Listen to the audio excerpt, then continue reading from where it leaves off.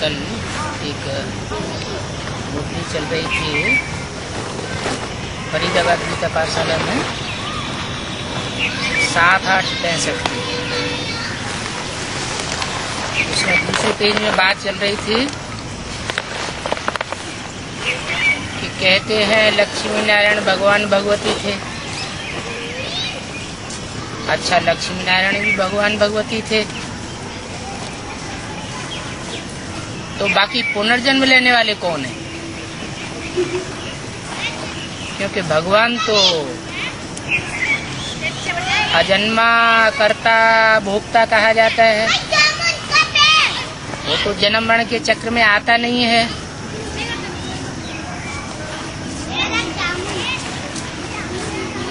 और उस ज्योति बिंदु निराकार शिव का किसी से कोई हिसाब किताब कर्मों का भी लेन देन नहीं है, जो कर्म बंधन में बंधे।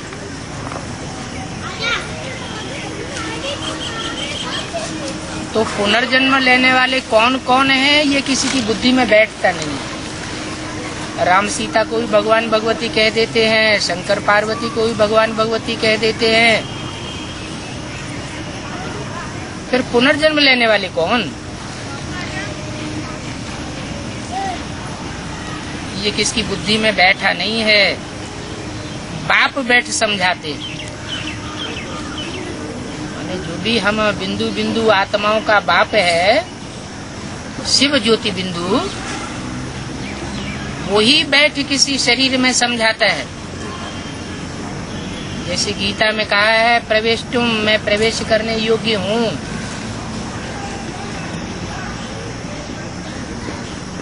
जैसे और अन्य आत्माएं प्रवेश कर जाती हैं किसी के शरीर में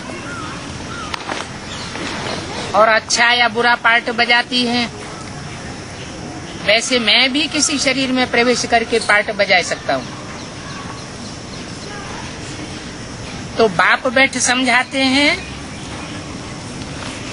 लक्ष्मी नारायण हो, राम सीता हो या शंकर पार्वती हो, उनको तो पुनर्जन्म लेना ही लेना है, क्योंकि वो देवताएं हैं। देवताएं जब अच्छे कर्म करते हैं तो देवता बनते हैं, और देवता की कोट से सुख भोगते भोगते जब नीचे गिरते हैं तो मनुष्य बन जाते हैं। नर अर्जुन और नारी लक्ष्मी, नारी द्रौपदी जैसी, नर और नारी दोनों मिलकर के जब पुरुषार्थ करते हैं तो नर से नारायण और नारी से लक्ष्मी बन जाते हैं। तो ये तो पुनर्जन्म में आने वाली आत्माओं की बात है। मैं जो निराकार परम ब्रह्म परमेश्वर हूँ, वो कभी पुनर्जन्म में नहीं आता हूँ। मैंने गर्भ से जन्म नहीं लेता हूँ। मेरा दिव्य जन्म है। मैं गर्भ में प्रवेश न हो करके कोई शरीर में प्रवेश होकर के अपना पार्ट बजाता हूँ। लक्ष्मी नारायण सतयुग में सूर्यवंशी थे, फिर चंद्रवंशी बने। अनेक जन्म लेते लेते आत्मा की कला कम होती जाती है। सतयुग में 16 कलाएं संपूर्ण होते हैं, त्रेता में 2 कलाएं कम हो जाती हैं। द्वापर में द्वैतवाद आने से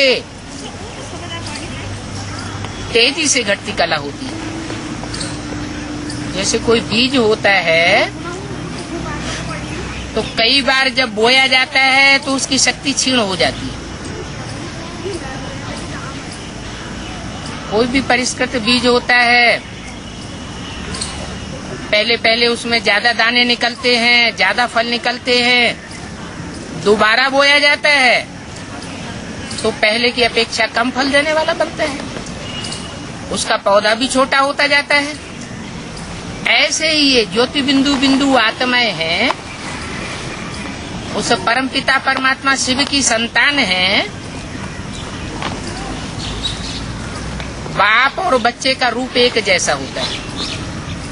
सांप का बाप सांप जैसा ही लंबा होगा, हाथी का बाप भी हाथी जैसा लंबा चौड़ा होगा। तो हम जो बिंदु बिंदु आत्माएं हैं, जिनकी यादगार ज्योति बिंदु मस्तक में बिंदु लगाया जाता है या स्मृति में टिकने की निशानी टीका लगाया जाता है, वो ज्योति बिंदु आत्माएं भी परम पिता परमात्मा शिव की तरह ज्योति बिंदु हैं। अब शिव बाप को याद करने के लिए भक्ति मार्ग में ऋषियों मुनियों ने उस ज्योति बिंदु का बड़ा आकार शिवलिंग बनाई दिया। वो शिवलिंग सिर्फ भारत में ही नहीं पूजा जाता है, विदेशों में भी जहाँ जहाँ खुदाइयाँ हुई हैं, चाहे ग्रीस में हुई हो, मेसोपोटामिया में हुई हो, मोहनजोदड़ो हड़प्पा की खुदाई में हुई हो, हर जगह वो 5000 4000 वर्ष पुराने शिवलिंग मिले हैं,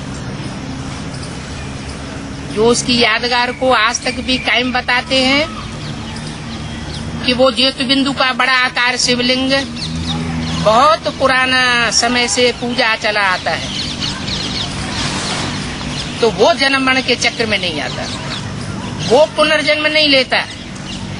अगर वो भी पुनर्जन्म में आने लगे तो हम जन्म मरण के चक्र में आने वाली आत्माओं को छुड़ाने वाला इस संसार में कोई नहीं है। इसलिए वो एक तुरीय आत्मा है। बाकी लक्ष्मी नारायण, राम सीता, शंकर पार्वती, ये सब देवताएं तो हैं, जो अच्छे कर्म करके देवताएं बनते हैं, सुख भोगते भोगते नीचे गिरते हैं तो मनुष्य बनते हैं, और संग के रंग में आकर के और राक्षसों जैसे भी बन सकते हैं। मनुष्य अच्छे कर्म करता है तो नर से नारायण बनता है, बुरे काम करता है तो राक्षस बन जाता है। बाकी राक्षसों की कोई अलग से योनि नहीं होती है। देव योनि कहा जाता है। देव योनि का मतलब ये है जिसके अंदर दिव्यता भरी हुई हो, जो दूसरों को सुख देता हो, सुख लेने की इच्छा करने वाला न हो, इच्छा मात्र अविद्या की स्टेज वाला हो, वो नारायण जैसा कहा जाता है। हमारे मनुष्य जीवन का लक्ष्य परमात्मा देता है गीता में कि हाय अर्जुन, तू ऐसी करनी कर जिससे तू नर से नारायण बने, और नारी तू ऐसी करनी कर जिससे तू द्रौपदी नारी से लक्ष्मी बने। तो वास्तव में हम ही पहले सूर्यवंशी बनते हैं सतयुग में, त्रेता में चंद्रवंशी बने, द्वापर में वैश्यवंशी बने, और कलयुग में आकर के सब शूद्रवंशी हो जाते हैं। ये बात कोई परमात्मा आकर के नई नहीं बता रहा है, शास्त्रों में भी मनुष्य गुरुओं ने लिखा हुआ है।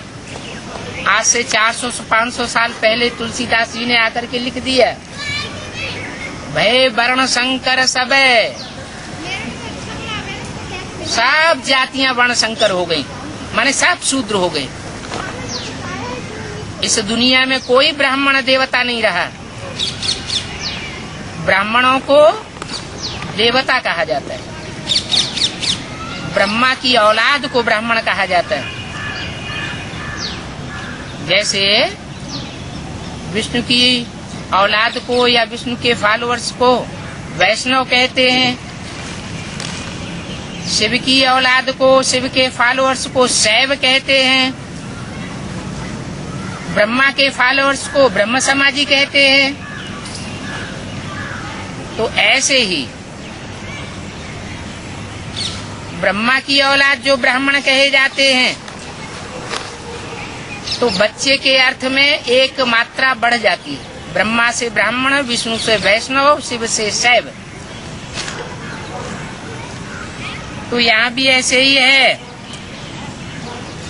ब्रह्मा मुखवंशावली जो होते हैं वो सिर्फ कलयुग के अंत में आकर के बनते हैं, जब ब्रह्मा के द्वारा सृष्टि रची जाती है।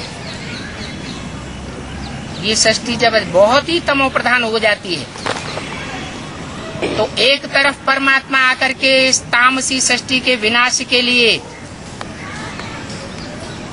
हर हर बम बम का जो भारतीय नारा प्रसिद्ध है, शंकर की मूर्ति के द्वारा कार्य कराने के लिए सन्नद्ध हो जाता है। और दूसरी ओर ब्रह्मा के द्वारा नई सृष्टि रचने के लिए शूद्रों को ब्राह्मण बनाने का कार्य शुरू करता है। आज से 65-67 साल पहले एटॉमिक एनर्जी का भी नाम निशान नहीं था,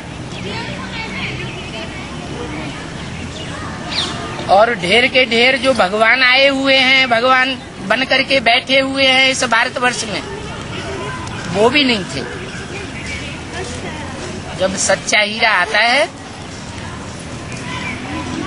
तो नकली हीरे भी बनाए जाते हैं।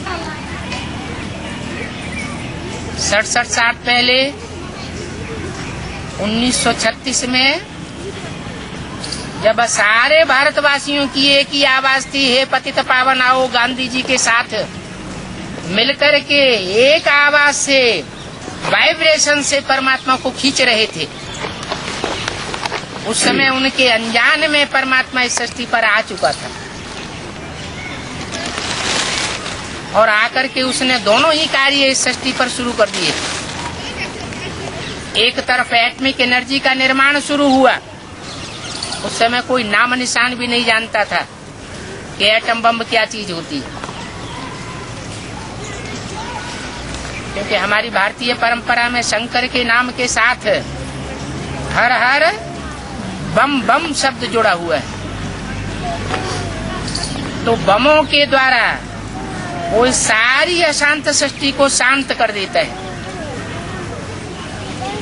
वो कार्य भी शुरू हुआ और दूसरी तरफ ब्रह्मा के द्वारा प्रत्यक्ष रूप में स्थापना भी शुरू हुई सिंध हैदराबाद से, जिसका फाउंडेशन कलकत्ते में पड़ा, जहां आज भी इस षष्ठी वृक्ष की यादगार बनियन ट्री खड़ा हुआ है। षष्ठी वृक्ष के बारे में गीता में भी बोला हुआ है, अश्वत्थम आहोरव्ययम। ये षष्ठी एक उल्टा लटका हुआ झाड़ है, उसकी यादगार है। वो झाड़ वहां गंगा सागर के किनारे दिखाया हुआ है, जिसका मेन थुर और मुख्य जड़ वो लोप हो चुकी है, देवी देवता सनातन धर्म, जहाँ सारी सृष्टि वसुधैव कुटुम्बकम का प्रैक्टिकल रूप थी। दुनिया में एक ही राजा होता था, एक ही राज्य होता था, एक ही धर्म होता था और एक ही दैवी परिवार था। द्वापर युग से द्वैत फैलाने वाले जो दूसरे धर्म पिताएं आए, आज से 2500 वर्ष पूर्व, जैसे इब्राहिम के द्वारा इस्लाम धर्म स्थापन हुआ, बुद्ध के द्वारा बौद्ध धर्म स्थापन हुआ, 2000 साल पहले क्राइस्ट के द्वारा क्रिश्चियन धर्म स्थापन हुआ, और जो सनातन धर्म की मर्यादाएं थी वो तोड़ दी गई द्वैतवाद के आने से। तो दुनिया में दो धर्म, दो में से 4 धर्म, दो राज्य, 4 राज्य, वो राज्यों की संख्या भी बढ़ती चली गई, धर्मों की संख्या भी बढ़ती चली गई, मतांतर की भी संख्या बढ़ती चली गई और कुल भी अनेक हो गए।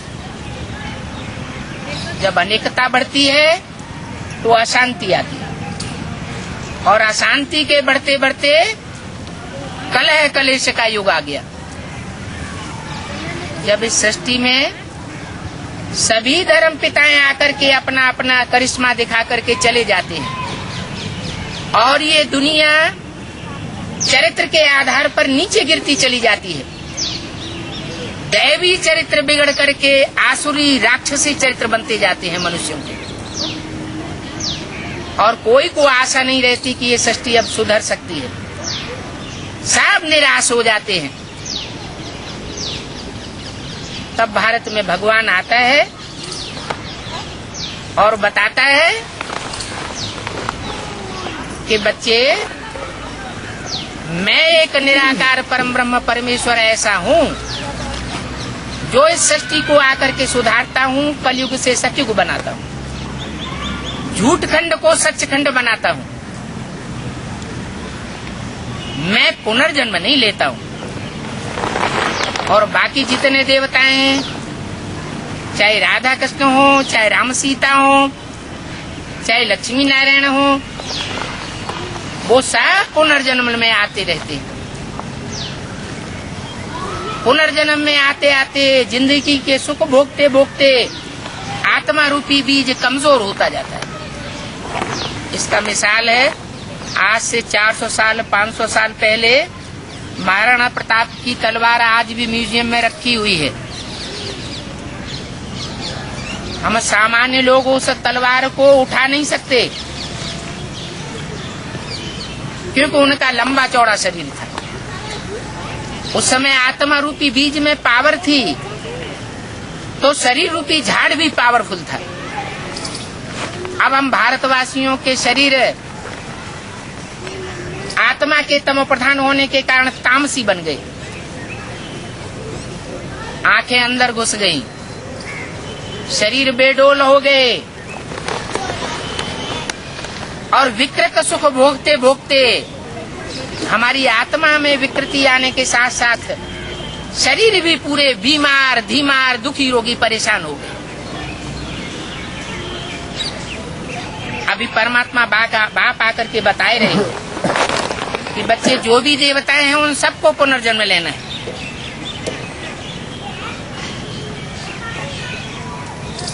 पुनर्जन्म लेते लेते जब नीचे गिर जाते हैं, फिर हम सो शूद्र सो ब्राह्मण बनते हैं, ब्राह्मण सो सुधर करके फिर देवता बनेंगे। अभी परमपिता परमात्मा ने ब्रह्मा को अडॉप्ट करके ब्राह्मण बनाया है।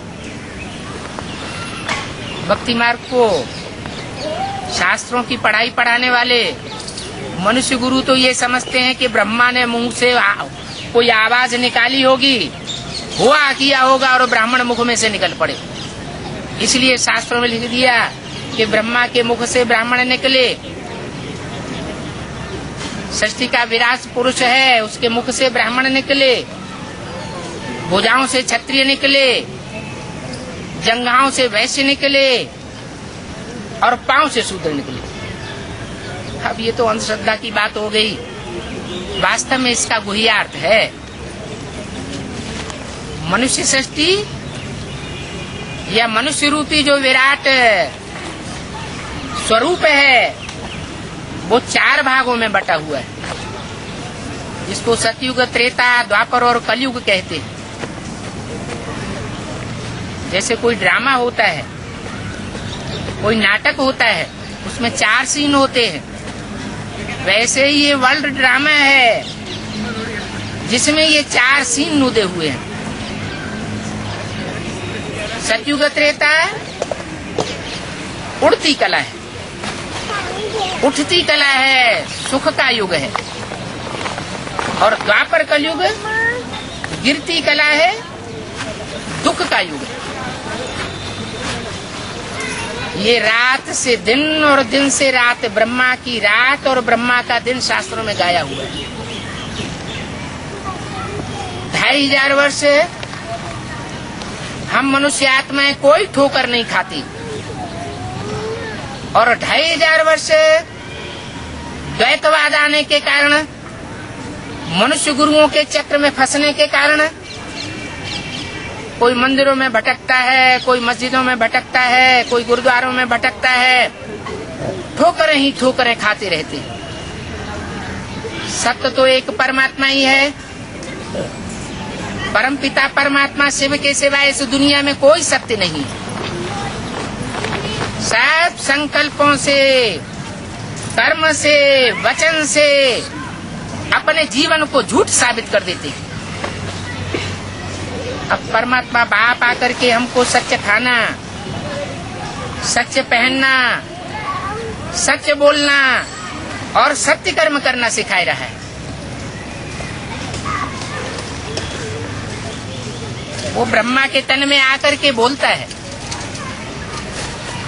उसको मुख चाहिए, उसको अपना मुख नहीं है, उसको अपने कान नहीं है। इसलिए शास्त्रकारों ने कह दिया, बिनु पग चले सुने बिनु काना, कर बिनु कर्म करे विधि नाना, आनन रहित सकल रस भोगी।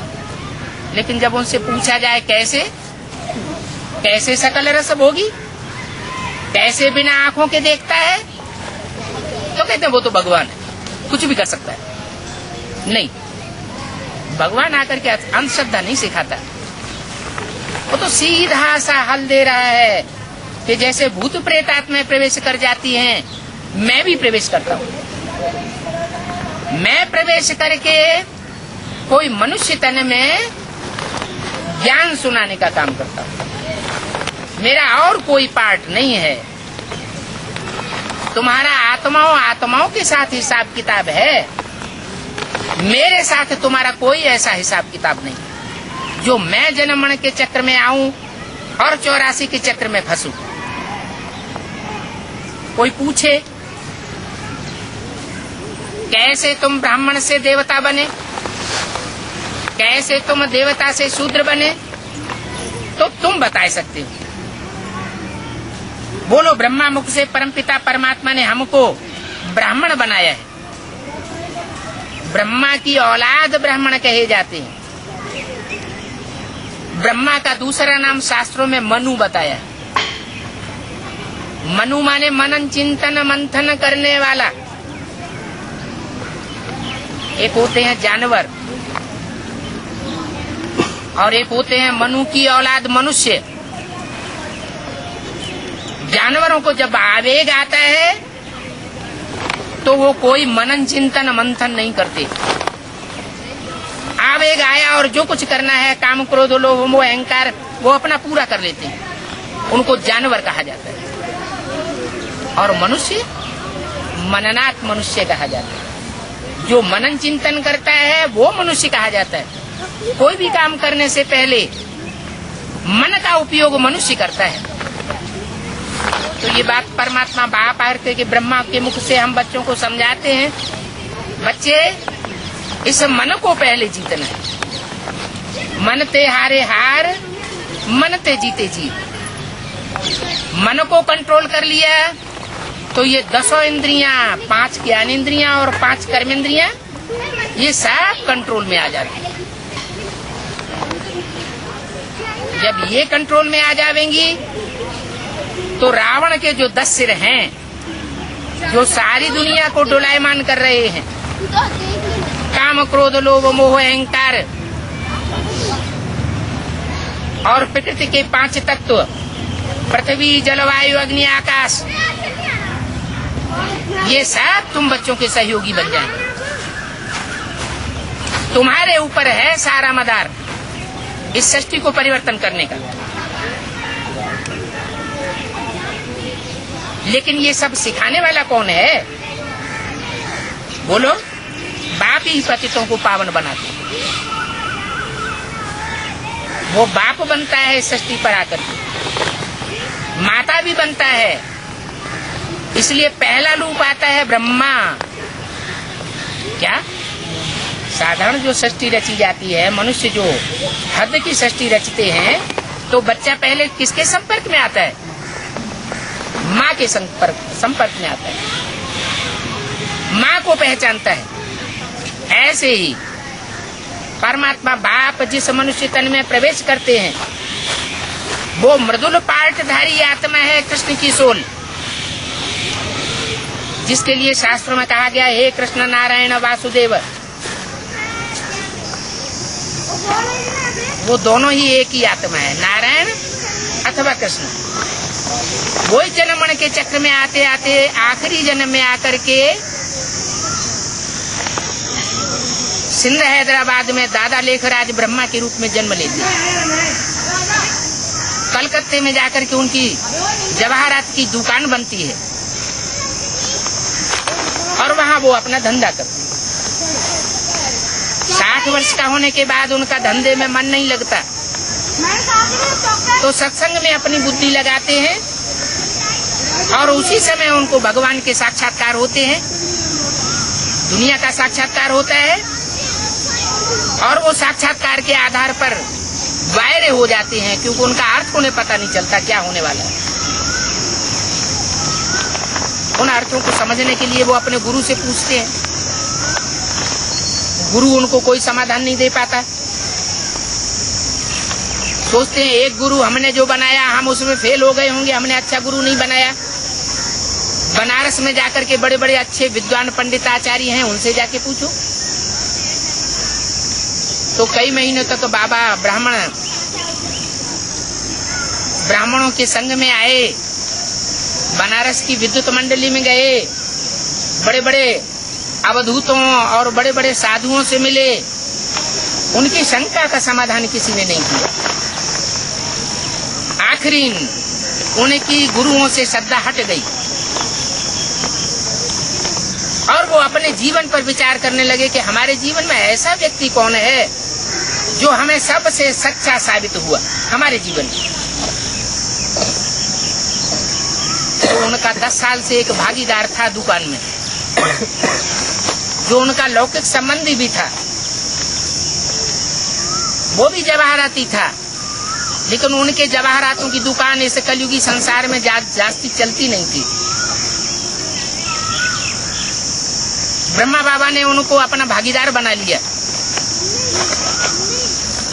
जब अपना सत्संग शुरू किया तो ये तय किया कि जितनी भी हमारी करोड़ संपत्ति है उससे तुम ये दुकान संभालो, और तुम्हारी रही मेहनत और मेरा रहा पैसा, जो भी कमाई हो उसमें से आधा हमको देते रहना, हम तो जाके सत्संग में लगे। ये त्याग और तपस्या का फल उनको मीठा मिला। भगवान उनमें प्रवेश करके उन्होंने कार्य शुरू किया, लेकिन एकदम शुरुआत में नहीं। पहला जो कार्य है वो उसी भागीदार के द्वारा शुरू होता है। भागीदार वो राम की आत्मा थी। राम और कृष्ण यही इस सृष्टि रूपी रंगमंच के दो पहिए हैं, जिनको दूसरे धर्मों में एडम और ईव, आदम और हवा कहा जाता है। वही माता पिता का पार्ट बजाते हैं। वास्तव में उनकी आत्माएं माता पिता का पार्ट नहीं बजाती। विश्व सृष्टि के माता पिता बनने के गट्स उनमें नहीं होते हैं। वो सुप्रीम सोल उनमें जब प्रवेश करता है आखिरी जन्म में, तब वो माता पिता का पार्ट बजाते हैं। ब्रह्मा बाबा जब कलकत्ते पहुंचे बनारस से, तो उन्होंने अपने साक्षात्कारों की सारी बात भागीदार के सामने रख दी, और भागीदार में परमात्मा शिव ने प्रवेश होकर के उनके साक्षात्कारों का सारा क्लैरिफिकेशन दे दिया। ज्ञान का बीज तो ब्रह्मा के बुद्ध रूपी पेट में पड़ा, और वो तल्लीन होकर के सत्संग में सिंध हैदराबाद में अपना कार्य शुरू कर दिया सत्संग का। उस समय वो जो भक्ति मार्ग की गीता है, जो सर्वशास्त्र शिरोमणि गाई जाती है, उसे गीता के ही अर्थ करके सुनाई जाती थी। वो गीता उस समय उसके गुह्य अर्थ नहीं खुले थे, तो ऊपर ऊपर की जनरल नॉलेज सुनाई जाती थी। जैसे गीता में आया है, आत्मा का स्वरूप बताया, अणु अणियान समनुस्मरेति है। आत्मा अणु रूप है, तो यह बात बुद्धि में बैठाई गई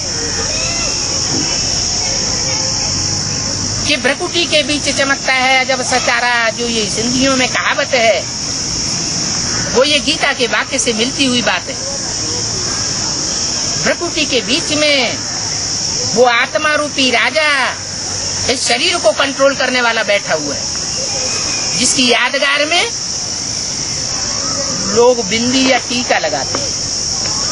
ऋषियों महर्षियों ने मनुष्य आत्मिक स्मृति में बना रहे, देह भान में ना आए, देह की स्मृति से परे बना रहे, इसके लिए उन्होंने ये युक्ति बताई थी कि अपने को बिंदु आत्मा समझो, बिंदु मस्तक में धारण करो, टीका लगाओगे तो आत्मिक स्मृति में टिकने की याद बनी रहेगी। एक दूसरे को देखने के से स्त्री पुरुष का भान उतना नहीं पकड़ेगा, लेकिन बाद में ये एक परंपरा मात्र रह गई। बिंदी और टीका अपनी जगह लाया जाता रहा, और जो असली अर्थ उसका था वो लोगों को भूल गया।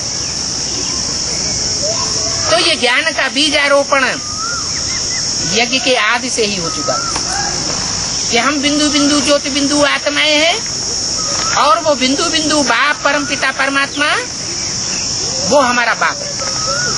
वो भी बिंदु बिंदु आत्माओं का बाप बिंदु है, लेकिन अंतर सिर्फ इतना है कि हम आत्माएं जन्म मरण के चक्र में आने वाली है,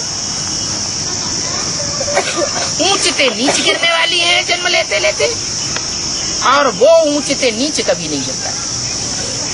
वो सदा शिव कहा जाता है। शिव माना कल्याणकारी, वो सदैव ही कल्याणकारी है। देवताएं तो देवियों में कल्याणकारी होते हैं एक दूसरे। जब देवताएं गिरते गिरते नीचे गिरते हैं तो तामसी बन जाते हैं, राक्षसी स्वभाव वाले भी कोई कोई बन जाते हैं तो वो दुखदायी बन जाते हैं। तो मनुष्य आत्माएं जन्म मरण के चक्र में आकर के नीचे भी गिरती है। सुप्रीम सोल परमात्मा शिव कभी नीचे नहीं गिरता। वो मनुष्य तन में प्रवेश करके भी सब प्रकार के मनुष्यों के, जो साधारण मनुष्यों के कर्म होते हैं, वो कर्म करते हुए भी कर्मेंद्रियों को कंट्रोल करके रहता है। वो किसी को दुख नहीं दे सकता।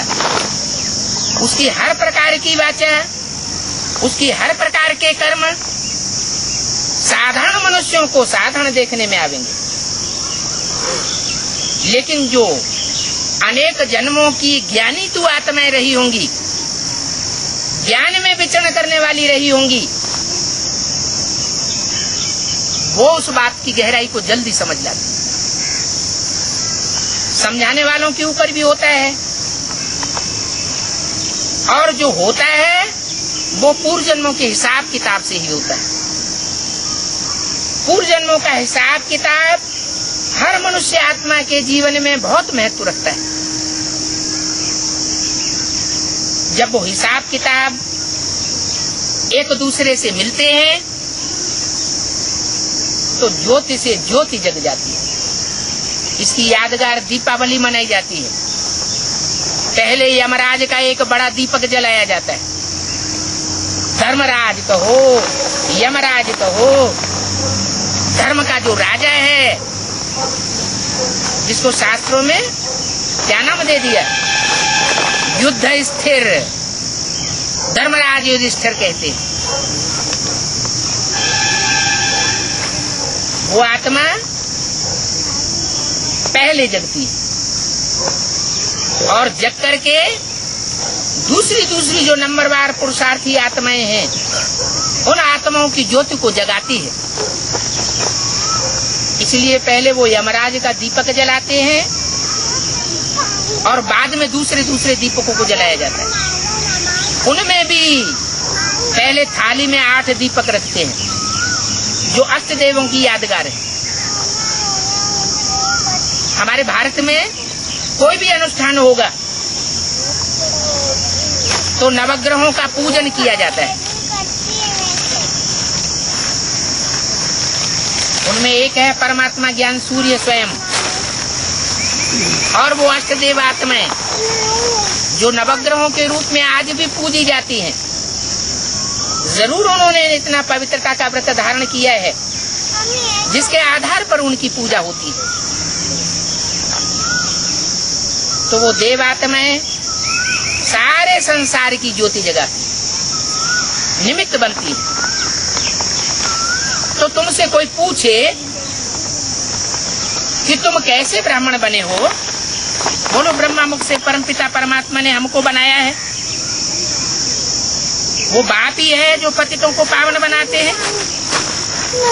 अभी हम प्रतिज्ञा करते हैं पवित्रता की, क्या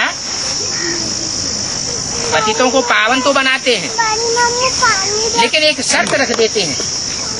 क्या शर्त है? कौन सी शर्त रख देते हैं? कोई प्रतिज्ञा पत्र लिखाया जाता है, कोई निश्चय पत्र लिखाया जाता है। क्या लिखाया जाता है उसमें? है वही गीता का वचन। गीता में जो भगवान ने अर्जुन से कहा है, अर्जुन ये काम और क्रोध तेरे महाशत्रु हैं, तू इनको त्याग दे। तो आजीवन जो ब्रह्मचर्य व्रत है वो आजीवन पवित्रता का व्रत धारण करना परमात्मा सिखाता है, और वो सन्यासियों जैसी पवित्रता नहीं सिखाता है कि घर घर से छोड़ करके जंगल में चले जाओ। वो बाल बच्चों को, पत्नी बीवी बाल बच्चों को अनाथ बनाना नहीं सिखाता है। वो तो सिखाता है। कर्म इंद्रियां है तो कर्म इंद्रियों से कर्म भी करना है, लेकिन ऐसा कर्म करना है जिससे कोई को किसी प्रकार का दुख महसूस न हो। अगर कर्म इंद्रियों से किसी को दुख दिया तो उसको अपवित्रता कहेंगे। अपवित्रता जब तक जीवन में है तब तक देव योनि में नहीं पहुंच सकते। वाचा की अपवित्रता हो, दृष्टि की अपवित्रता हो, कर्म इंद्रियों की अपवित्रता हो, वो अपवित्रता ही मनुष्य जीवन की सबसे बड़ी दुश्मन है। इसलिए 5 विकारों में ये काम विकार सब विकारों का दुश्मन, सबसे बड़ा डकैत है, जो मनुष्यों के जीवन को बिगाड़ने वाला है। भगवान बाप जब आते हैं तो इस काम विकार के ऊपर जीत पहना सिखलाते हैं। उन जीत पाने वालों में जो सबसे आगे मनुष्य आत्मा जाती है उसका नाम है राम। उसका नाम रखा है राम, जिसका अर्थ होता है रम्यते योगिनो यस्मिनेति राम। जिस राम में परमात्मा प्रवेश करके संसार में राम बाप के रूप में प्रत्यक्ष होता है, संसार में वो शंकर के नाम रूप से भी प्रत्यक्ष होता है। इसलिए शास्त्रों में कहा गया है, औरो एक गुप्त मत सबे कहो कर जोर, शंकर भजन बिना नर भगत की पावे मोर। माना शिव शंकर की स्मृति के बगैर कोई भी मनुष्य आत्मा राम की अनुकंपा प्राप्त नहीं कर सकती। क्यों? क्योंकि वो शिव की सोल राम में ही प्रवेश करके, राम के अंतिम जन्म में ही प्रवेश करके संसार का पिता बनती है। इनको शंकर पार्वती कहा जाता है। पितरम जगतम पितरम वंदे पार्वती परमेश्वरो। जैसे राधा कृष्ण की आत्मा ब्रह्मा सरस्वती के रूप में संसार में प्रसिद्ध होती है, ऐसे ही राम सीता की आत्मा शंकर पार्वती के रूप में संसार में प्रसिद्ध होती है। तो ये शंकर पार्वती कहो, राम सीता कहो, राधा कृष्ण कहो, ये सब देवताओं के नाम हैं, ये कोई भगवान नहीं है। उनको सुप्रीम सोल बाप नहीं कहेंगे। सुप्रीम सोल बाप जब शिव सृष्टि पर आता है तब ही पतितों को पावन बनाता है। अब पतित पावन कृष्ण क्यों नहीं कहा जाता? पतित पावन राधा क्यों नहीं कहा जाता? पतित पावन सीताराम का ही नाम पहले क्यों लिया जाता है? जरूर उन्होंने प्रवृत्ति मार्ग में रह करके ऐसा कोई कर्म किया है जिससे कर्मेंद्रियों पर जीत पाई है, और कर्मेंद्रियों पर जीत पाने के कारण उनका आज तक भी ये गायन चला आ रहा है, पतित पावन सीताराम। हालांकि राम सीता की आत्माएं या राधा कृष्ण की आत्माएं अगर पतितों को पावन बनाने वाली होती तो इससे पूर्व के जन्मों में भी पतितों को पावन बना लिया होता। उस सुप्रीम सोल के आगे वो राम कृष्ण की आत्माएं भी भरतनाट्य पहनी। वो सुप्रीम सोल जब इस सृष्टि पर आता है तब रामकृष्ण जैसी आत्माओं को भी ऊंचा उठाता है। तो बाप पहले पहले प्रतिज्ञा कराते हैं पवित्रता की। यहाँ कोई ऐसा है जिसने ये प्रतिज्ञा पत्र ने लिखा हो? इस सभा में कोई ऐसा तो नहीं बैठा हुआ है जिसने प्रतिज्ञा पत्र ने लिखा हो? क्यों नहीं लिखी? तो आपने अभी पढ़ाई नहीं पढ़ी होगी पूरी। पढ़ाई पढ़ेंगे तो लिखेंगे। आपका तो वीआईपी लिस्ट में नाम आ गया। बाबा जिनको बहुत ज्यादा महत्व देते हैं वो है कन्याओं का जीवन, क्योंकि भारतीय परंपरा में कन्याओं की बहुत पूजा होती है। सन्यासी भी जाकर के कन्याओं के पैर छूते हैं। तो कन्या का जीवन जो है वो भारतीय परंपरा में ऊंचा माना जाता है। माँ बाप जो हैं कन्याओं का पद पूजन करते हैं, नहीं तो बच्चे जो हैं वो माँ बाप के पांव छूते हैं। लेकिन भारतीय परंपरा ऐसी है, कन्याओं का इतना मान दिया हुआ है, तो कन्याएं इतना श्रेष्ठ जीवन बिताने के कारण उनको जो जन्म देने वाली आत्माएं हैं वो भी कोई निराली और विशेष आत्माएं होंगी। क्या अगर राम की आत्मा को इस आखिरी 84वें जन्म में जन्म देने वाला कोई व्यक्तित्व है, कृष्ण की आत्मा को इस आखिरी जन्म में जन्म देने वाला कोई व्यक्तित्व है, शारीरिक जन्म, तो कोई साधारण आत्मा तो नहीं होगी। साधारण होगी? नहीं होगी, जरूर विशेष आत्मा होगी। तो इसलिए परमात्मा बाप आकर के कहते हैं, बच्चे मैं विशेष आत्माओं को चुन रहा हूं। क्या लौकिक जीवन में भी दोनों भागीदार थे, रामकृष्ण एक दूसरे के हीरे जवाहरातों के पारखी थे, और इस ब्राह्मणत्व के जीवन में, अलौकिक जीवन में जब आते हैं तो भी जो हीरे रूपी आत्माएं पार्ट बजाने वाली हैं उनके पारखी हैं, उन आत्माओं को विशेष महत्व देने वाले हैं। आगे पीछे तो होता रहता है। उसके लिए बाप ने बताया है कि लास्ट में आने वाले भी फास्ट जा सकते हैं। भले कोई ज्ञान में लास्ट में आया हो तो भी आगे जा सकता है। क्यों आगे जा सकता है? गीता में लिखा हुआ है, शास्त्रों में भी लिखा हुआ है कि ब्राह्मणत्व का जो जन्म एक बार ले लेता है वो जन्म कभी व्यर्थ नहीं जाता। पूर्व जन्म में जिन्होंने ब्रह्मा की औलाद बनने का सौभाग्य प्राप्त कर लिया, वो शरीर छोड़ने के बाद जब इस जन्म में भी आएगा तो वो पूर्व जन्म की कुछ न कुछ प्रारब्ध लेकर के आता है। उस प्रारब्ध के आधार पर उसका पूर्व जन्म का जो ब्राह्मणत्व का जीवन है वो अगले जन्म में ऐड हो जाता है। तो अभी हमारा सच्चा ब्राह्मणत्व का जीवन है, वो ब्राह्मण तो अपने को ब्रह्मा की औलाद ब्राह्मण कहते हैं, वास्तव में वो ब्रह्मा की औलाद नहीं, क्योंकि ब्रह्मा को उन्होंने पहचाना नहीं है।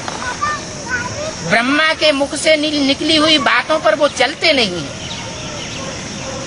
यहाँ तो बाप कहते हैं जो ब्रह्मा मुख की बात माने वो पक्का ब्राह्मण, जो अपने जीवन में पवित्रता का व्रत धारण करे वो पक्का ब्राह्मण। वैसे भी जितने भी राजाएं हुए हैं हिस्ट्री में देख लो, जो भी अपने बड़े बड़े मंत्रियों महामंत्रियों को अमात्यों को बनाते हैं तो वो ब्राह्मणों का चुनाव करते हैं। क्यों करते हैं? क्योंकि ब्राह्मण जीवन को पवित्र मानते हैं। इसलिए बाबा ने कहा कोई तुमसे पूछे तुम कैसे ब्राह्मण बने हो तो बताओ कि हम ब्रह्मा के मुख से, डायरेक्ट ब्रह्मा के मुख से ज्ञान सुन करके हम ब्राह्मण बने। जो शास्त्रों में गायन है ब्रह्मा के मुख से ब्राह्मण निकले, कोई मशीन नहीं रखी होती है जिसमें से ब्राह्मण निकले। ये तो प्रैक्टिकल बातें हैं। तो बोला अभी हम प्रतिज्ञा करते हैं पवित्रता की, बाप को याद करने से ही हम पावन बनते हैं। क्या तरीका क्या बताया? हम आत्मा भल पतित बन गई है। ज्योति बिंदु आत्मा अनेक जन्म लेते लेते जैसे बीज कमजोर हो जाता है, सुख भोगते भोगते कमजोर हो जाता है, ऐसी आत्मा रूपी बीज भी सुख भोगते भोगते कमजोर हो गया। तो ये बिंदु आत्मा जब कमजोर हो जाती है, तामसी बन जाती है, काली बन जाती है, तब परमात्मा बाप आकर के तरीका बताते कि बच्चे जैसे तुम ज्योति बिंदु आत्मा हो, प्रकृति में चमकता हुआ जब सितारा हो जिसकी रोशनी आंखों से निकल रही है, ये आंखों से निकलने वाली जो रोशनी है ये उस आत्मा सितारे की रोशनी है। जब इस शरीर को छोड़ करके ये आत्मा निकल जाती है तो ये शरीर में जो आंखें हैं वो बटन जैसी हो जाती है, उनमें कोई भी रोशनी नहीं रहती, क्योंकि आत्मा स्वयं प्रकाश स्वरूप है, अणुरूप है, ज्योति स्वरूप है। उस ज्योतिर्लिंगम का यादगार आज भारतवर्ष में 12 लिंगों के रूप में पूजा जाता है। ज्योति बिंदु बिंदु आत्माओं का बाप सुप्रीम सोल ज्योति बिंदु शिव, वो भी ज्योति बिंदु है। वो इस सृष्टि पर जब आता है, कोई मनुष्य तन में प्रवेश करता है, तो ये बात बताता है कि बच्चे तुम देह भान को छोड़ दो। ये देह का भान जो है बहुत नीचे गिराने वाला है। मैं डॉक्टर हूँ, मैं मास्टर हूँ, मैं प्रोफेसर हूँ, मैं ब्राह्मण हूँ, पंडित हूँ, मैं राजा हूँ, मैं रानी हूँ। ये देह के टाइटल हैं, आत्मा के टाइटल नहीं है। अगर एक दूसरे को आत्मिक दृष्टि से देखें तो सब परमात्मा के बच्चे आत्मा आत्मा भाई भाई है। भाई बहन भी नहीं है, भाई भाई है। अगर भाई भाई की दृष्टि में टिकेंगे तो कोई ऊंच नीचे नहीं रह जाता।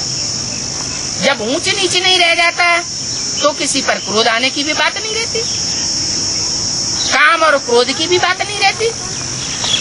ये स्त्री चोला हमने भी कई जन्म धारण किया होगा, ये पुरुष चोला हमने भी कई जन्म धारण किया होगा। तो ये तो डब्बा है, डब्बे का रूप बदलता रहता है। असली जो चीज है स्मृति में रखने की, वो है ज्योति बिंदु आत्मा, स्टार, जो भ्रकुटी के मध्य में चमक रहा है। इन आंखों से देखने में नहीं आता। इन आंखों से देखने में तो मलेरिया के कीटाणु जो एक बूंद में सैकड़ों की तादाद में होते हैं, वो भी नहीं देखने में आते। तो क्या मलेरिया के कीटाणु नहीं होते? अभी तो डॉक्टरों ने ऐसा यंत्र निकाल दिया, उन कीटाणुओं को वो देख लेते हैं। तो ऐसे ही परमात्मा भी हमको दिव्य बुद्धि का ऐसा यंत्र दे रहा है, आत्मिक स्थिति में टिकने का ऐसा यंत्र दे रहा है, जिससे हम अपनी आत्मा के भी अनेक जन्मों के पार्ट को जान सकते हैं और परमात्मा को भी पहचान सकते हैं। परमात्मा बाप सुप्रीम सोल अभी हमको बताए रहा है कि तुम देह की स्मृति से, मिट्टी की स्मृति से मिट्टी जैसी बुद्धि वाले बन गए। चोरों का जो संग करेगा, डकैतों का जो संग करेगा, तो उसकी बुद्धि में चोर डकैतों के संस्कार आएंगे या नहीं आएंगे? आएंगे ना। ऐसे ही हम अगर मन बुद्धि से देह को याद करते रहेंगे, चाहे अपनी देह को कि मैं बड़ा मिनिस्टर हूँ, और चाहे दूसरों की देह को, तो देह तो मिट्टी है, वो मिट्टी मिट्टी में मिल जाने वाली है।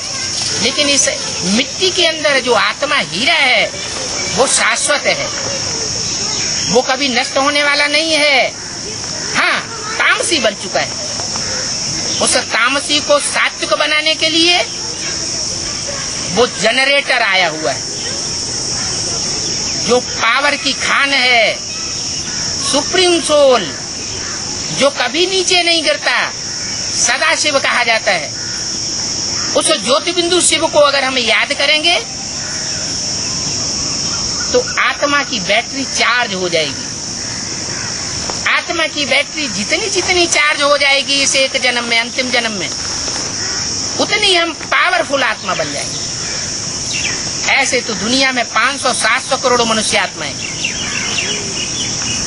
ये 700 करोड़ की 600 करोड़ की आबादी अब होने जा रही है। वो लास्ट में ऐसी उतरने वाली आत्माएं हैं ब्रह्मलोक से जो मनन चिंतन मंथन को जानती ही नहीं, कीड़े मकोड़ों की सदस्य हैं। इसलिए मुरली में बाप ने बताया है कि असली मनुष्य आत्मा है 500 करोड़। 500 करोड़ मनुष्य आत्माओं का बाप मैं इस सृष्टि पर आया हूँ मनुष्यों को देवता बनाने के लिए। तो चाहो तो आत्मा रूपी बैटरी को अभी चार्ज कर सकते हो। तुम्हारी आत्मा रूपी बैटरी डिस्चार्ज हो चुकी है। इसका प्रूफ ये है कि देवताओं के जो चित्र हैं वो कितने आकर्षण में दिखाई जाते हैं। बड़ी बड़ी आकर्षण में आंखें दिखाई जाती हैं, उनके चेहरों में आकर्षण होता है। आज मनुष्य का आकर्षण, दृष्टि का आकर्षण खत्म होता चला जा रहा है। आंखें अंदर को धंसती चली जा रही है। इस शरीर के अंदर मुख्य ज्ञानेंद्रियां कौन सी हैं? कहते हैं ना ये दोनों बच्चे तो मेरी आंखें हैं। आंखों से मिसाल क्यों देते हैं? क्योंकि जो भी 5 ज्ञानेंद्रियां हैं उनमें आंखें ही सबसे श्रेष्ठ मानी जाती है। दृष्टि का पतन हो जाए तो सृष्टि का पतन हो जाता है। दृष्टि पावन बन जाए तो सारी सृष्टि पावन बन सकती है।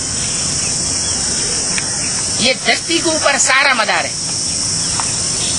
दृष्टि से सृष्टि सुधरती है। इसलिए आज की परंपरा में जो मनुष्य गुरु हैं उनके लिए भी ये कहते चले आ रहे हैं भक्त लोग, गुरु जी की कृपा दृष्टि चाहिए। वो कृपा दृष्टि की बात नहीं है। यहाँ असली बात है आत्मा का परमात्मा के साथ कनेक्शन जोड़ना। ये स्मृति रूपी धागे के द्वारा स्मृति ये कनेक्शन जोड़ा जाता है। जैसे कोई बैटरी जब चार्ज की जाती है तो वो तार नेगेटिव और पॉजिटिव बड़ी बैटरी के साथ जोड़ा जाता है या जनरेटर के साथ जोड़ा जाता है तो बैटरी चार्ज होती है। तो ऐसे ही हमारी आत्मा रूपी बैटरी है, इसे परमात्मा अभी चार्ज करने के लिए आया हुआ है। डिस्चार्ज बैटरी जब चार्ज हो जाएगी तो नंबरवार आत्माएं इस सृष्टि पर प्रसिद्ध होंगी। पहले अष्टदेव प्रसिद्ध होंगे जो नव ग्रहों के रूप में जो भी कोई अनुष्ठान होता है भारतीय परंपरा में पूजे जाते हैं। भगवान के साथ उनकी भी पूजा होती है। उसके बाद 108 श्रेष्ठ आत्माएं जो वैजंती माला कही जाती है, जिन्होंने अंत में विकारों के ऊपर पूरी विजय प्राप्त कर ली, वो भी फर्स्ट क्लास आत्माएं। उनका चुनाव अभी होने वाला है। वो आत्माएं भी प्रत्यक्षता रूपी जन्म लेने वाली है। जैसे कोई बच्चा होता है, जब तक गर्भ में गुप्त है तो कोई नहीं जानता। बच्चा जब गर्भ से बाहर आता है, प्रत्यक्ष होता है, तो पहले घर वालों को, फिर गांव वालों को, चारों तरफ उसकी शोहरत होती जाती है। तो ऐसे ही ये दिव्य जन्म आत्मा लेती है तो संसार में वो आत्मा प्रत्यक्ष होना शुरू हो। चाहे वो राम की आत्मा हो, चाहे कृष्ण की आत्मा हो, चाहे सीता की आत्मा हो, चाहे राधा की आत्मा हो, पार्वती की आत्मा हो। अभी 500 करोड़ मनुष्य आत्मा इस सृष्टि पर अपने स्वरूप को पहचानने वाली हैं। ये सृष्टि रूपी रंगमंच है।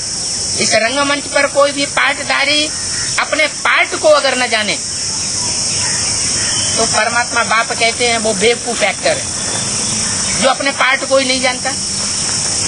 अभी बाप हम बेवकूफ एक्टर्स को आकर के बुद्धिमान बनाए रहे, ऐसा बुद्धिमान बनाए रहे हैं जो हर आत्मा ज्योति बिंदु अपने स्वरूप में टिकने के बाद अपने 84 जन्मों को भी जान सके। अगर कम जन्मों को जाना है तो कम जन्म लेने वाली होगी। अगर पूरे 84 को चक्र को जान लिया तो मनुष्य से देव पद पाने वाली। अभी का ये जो टाइम है, कौन सा टाइम? एटम बम फटने से पहले का टाइम। आज से 50-60 साल पहले लोगों को बुद्धि में एटम बम क्या चीज होती है ये किसी को पता ही नहीं था।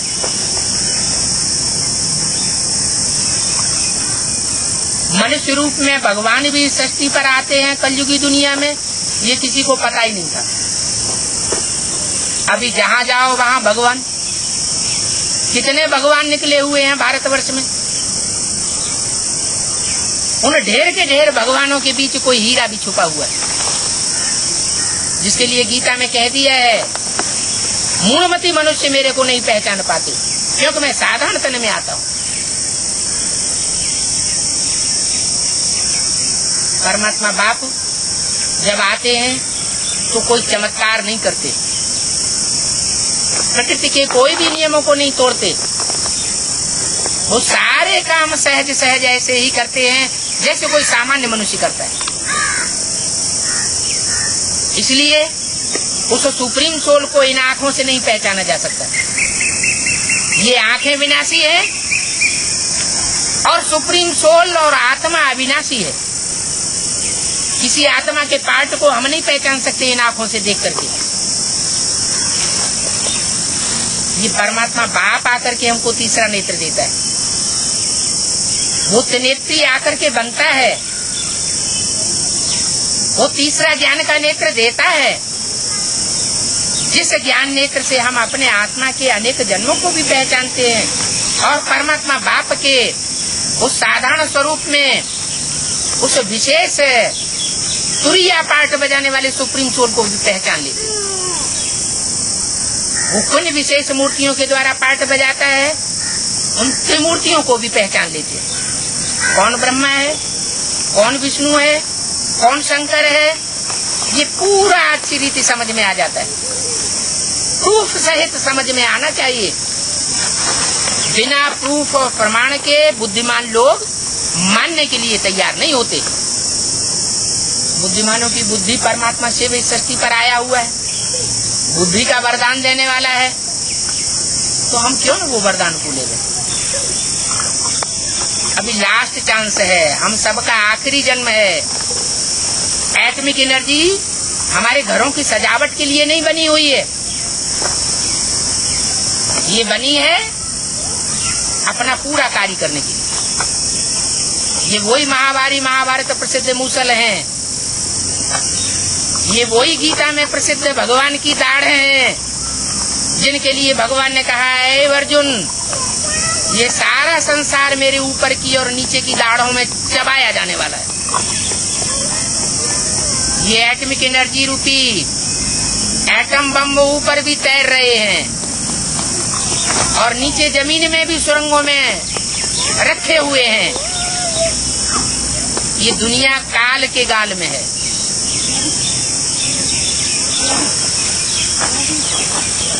बारूद के ढेर के ऊपर बैठी हुई है दुनिया, लेकिन ये सब क्यों सामान्य रूप से संसार में चल रहा है? इसलिए चल रहा है कि परमात्मा का जो स्थापना का कार्य है, नई दुनिया बनाने का कार्य है, वो अभी पूरा नहीं हुआ। ये कार्य जब पूरा होता है, स्थापना हो जाती है, राजधानी स्थापन हो जाती है, दैवी राजधानी बन जाती है, तो एटॉमिक एनर्जी अपना काम करना शुरू करती है। एटम बमों के विस्फोट से प्रकृति डोलायमान हो जाती है, पृथ्वी डोलायमान होगी, भूकंप आएंगे तो ये बड़े बड़े अटारियां, महलमाड़ियां जो मल्टी मिलियनर्स के बनाए हुए मल्टी मिलियन मंजिल के जो मकान हैं, वो ताश के पत्तों की तरह उड़ जाएंगे।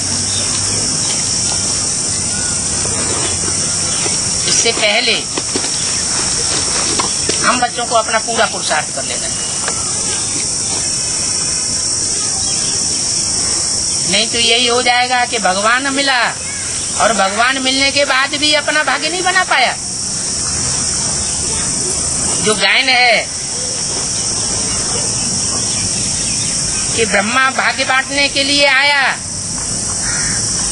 और तुम सोए हुए थे क्या, तो ऐसा गायन सार्थक करने वालों की लिस्ट में हमारा नाम नहीं आना चाहिए। हम तो परमात्मा बाप के सिकीलदे बच्चे बनेंगे। हम उसका विरोध करने वाले राक्षसी बच्चे साबित होने वाले नहीं हैं। शास्त्रों में जो चेहरे दिखाए गए हैं,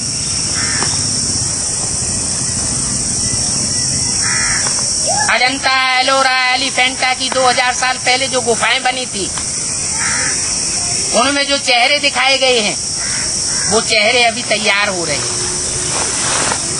चाहे राक्षसी चेहरा बनाए और चाहे दैवी चेहरा बनाए, ये तकदीर की चाबी परमात्मा बाप हमारी मुट्ठी में दे रहा है। वो तो दुनिया वाले गाते हैं सिर्फ मुट्ठी में है तकदीर तुम्हारी, तो वास्तव में अभी हमारी तकदीर हमारी मुट्ठी में है। ओम शांति।